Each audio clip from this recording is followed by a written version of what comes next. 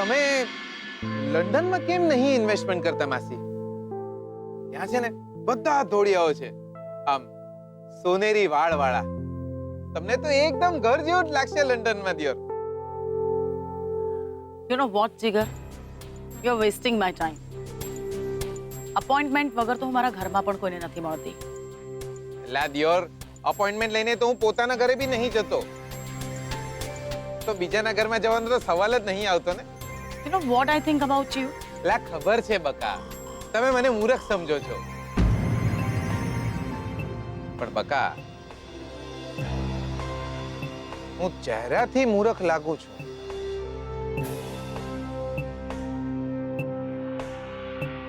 પણ છું નહીં. શું છે, લંડનમાં મૂર્ખાઓને મોટેલ ના હોય ને દિયોર? એટલે શ્રુતિ ભાભી ઈંડુ ફોડીને આયા હતા. What? એટલે એમના બાપા કઈ દેખાતા નહીં ને એટલે પૂછ્યું. કૈલાશ દુબઈ ગયા છે બિઝનેસના કામથી. લા કાકા દુબઈ ગયા છે? આ તો એમને કેવું જોઈએ ને કે લંડન બી આંટો મારતા આય કોક દાડો.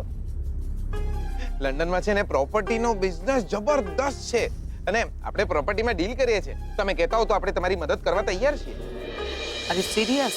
તમારા સન્માથી લા પટેલ ભાઈડો છું, અને પટેલ પૈસા કમાવામાં પૈણવા કરતા વધારે સિરિયસ હોય. લંડનમાં મોટેલ છે ને તમારી? હોવા તો પછી લગ્ન માટે આવી છોકરીને પસંદ કરવાનું કોઈ ખાસ કારણ? લા મેલો ને દિયોર એ બધું. તમે મને કહો, જો સિરિયસલી તમારે એને કાકા જો લંડનમાં બિઝનેસ કરવો હોય ને તો મને કહેજો. હા, એટલે લંડનનું ઉંદરડું છું, બધી જ ખબર છે આપણને. લંડનની પ્રોપર્ટી વિશેની બધી જ માહિતીઓ છે આપણી પાસે, બહુ ઓળખાણ છે આપણી.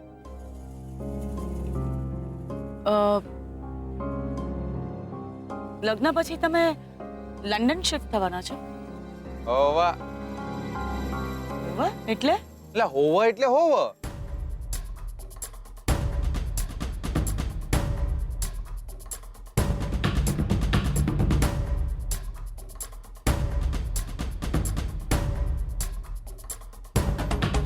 એક વાત સારી છે કે લગ્ન પછી લક્ષ્મી શ્રુતિની જિંદગીથી તો દૂર જ રહેશે, અને એના માટે લક્ષ્મી અને જીગરના લગ્ન આમ જોવા જઈએ તો જરૂરી છે. હા માસી, અમારા લગ્ન થવા બહુ જરૂરી છે. તને કેવી રીતે ખબર પડી કે હું શું વિચારું છું? કીધું તું ને માસી, દેખાઉં છું નહીં.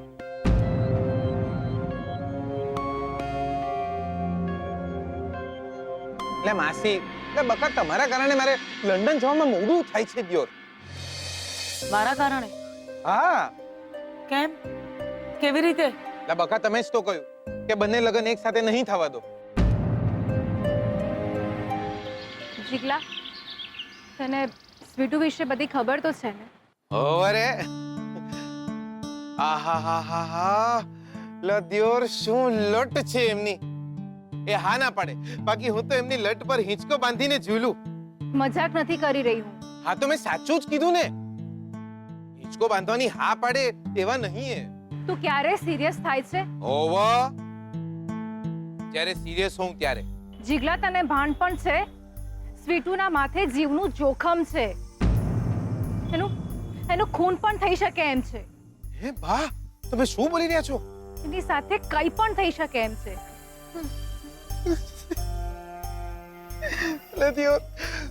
દિયોર માંડ મારો મેળ પડે છે ત્યાં જ લાઈફમાં કંઈક ને કંઈક લોચા થઈ જાય છે દિયોર. મને તો લાગે છે લગન પહેલા જ હું રાંડે. તું રડે છે શું એમાં? હા, તારી જવાબદારી છે એને બચાવવાની. બચાવી લે એને. કોનાથી? એના પતિથી. હે? હા, મને શંકા છે કે એનો પતિ એનું ખૂન કરી શકે એમ છે. ના દિયોર, એવું ના બને. કેમ? આ સ્વીટુના નામે 11 કરોડ રૂપિયાની મિલકત હતી. શું? અને આ મિલકતના કારણે જ એના પતિએ એની સાથે લગ્ન કર્યા હશે, અને પછી એને છોડી દીધી. અને હવે જ્યારે સ્વીટુ એની પાસે છૂટાછેડા માંગતી હશે ત્યારે બની શકે કે આટલા બધા રૂપિયાની લાલચમાં એ એનું ખૂન પણ કરી નાખે. ના બકા ના, તમે અરે સ્વીટુનો વર તો એટલે સ્વીટુનો વર તો એટલે મચ્છર મારે એમાંનો નહીં. તું ઓળખે છે એના પતિને? કોના પતિને? સ્વીટુના પતિને. હોવા આપણી વહુ પેલા કોની વહુ હતી એ તો ખબર હોવી જ જોઈએ ને દિયોર. કોણ છે એનો પતિ? કોનો પતિ? સ્વીટુનો પતિ. કોણ છે એનો પતિ? એનું નામ શું છે? આ મેલો ને યાર તમે દિયોર. કોઈની પર્સનલ લાઈફમાં આપણે ના પડવું જોઈએ બકા. જીગલા, મને એનું નામ કે. અરે હા, બહુ સિરિયસ વાત છે. એ એનું ખૂન કરી નાખશે તો? અરે ગાય છે ગાય. ગાય માણસ છે સ્વીટુનો વર, એવું કઈ નહીં થાય બકા. એનું નામ કે ને મને. લા મેલો ને યાર નામ અને ફામ. જીગલા, મને એનું નામ કે. હે રંગલો જામ્યો કાલિંદડીને ઘાટ છો ગાળા તારા ઓરે રંગીલા તારા.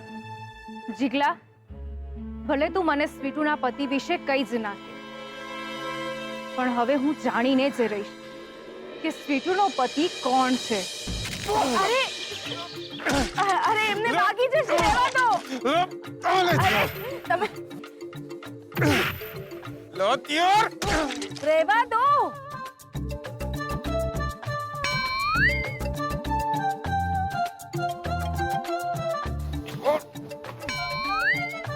બિચારા પહોંચતા નથી. નહીં ફાવે તને બકા. યો અરે એ પણ મેં કર્યું છે શું? યા તને એટલે તો ખંચેરું છું કે તું કઈ કરે. લો આલે લે બકા, લે થાકી જવાય છે લે. લે નહીં મારાતું યાર, લે બહુ આમ લે બકા. લે હું શું કહું છું, તમે આલો ને એક બે. આલી તો જોરદાર. લે મારો ને બકા, મારો દિયો મારો. લે એક લે મારો ને. અરે આલી તો કહું છું. જો લે છોડીઓનો માર ખાવાથી છે ને ભલ ભલાનું હૃદય પરિવર્તન થઈ જતું હોય છે. લે તમને કહું છું, આલી દો બિચારો સુધરી જશે. આલી દો ને કહું છું. અરે પણ મારાથી એમને ના મરાય. તમારે ખોટા વર બનવાનું નાટક કર્યું તું ને એને. નાટક કર્યું તું ને. આલી દો. એ છોડ મને. લે ચૂપ. લે વાત કરી છે ને, ચૂપ રે.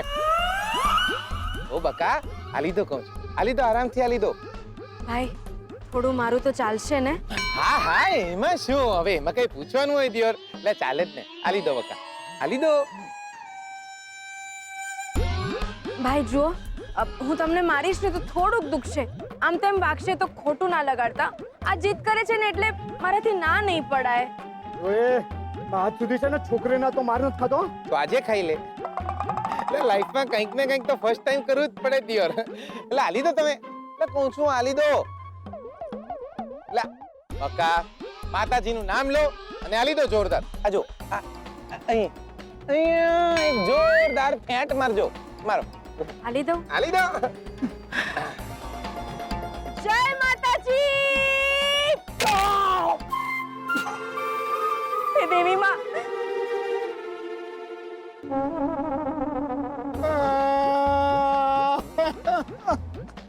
રેડી પડ્યો દિયોર. વાગી ગયું. જુઓ.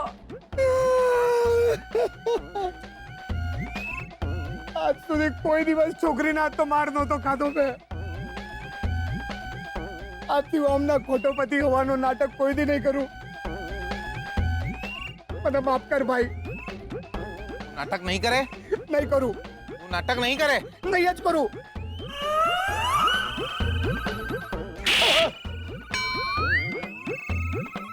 હવે શું છે? લે દિયોર, જો તું નાટક નહીં કરે ને તો વધુ પડશે. હે? તારે એમના વર બનવાનું છે. હે? પણ હું તો પરણેલો છું. મારે નાના નાના બાળકો છે. બાળકો તો નેના જોઈ ને કે મોટા થોડી હોય. અને તારે છે ને આમના પતિ બનવાનું નાટક કરવાનું છે દિયોર. કોની સામે? વન્સ મોર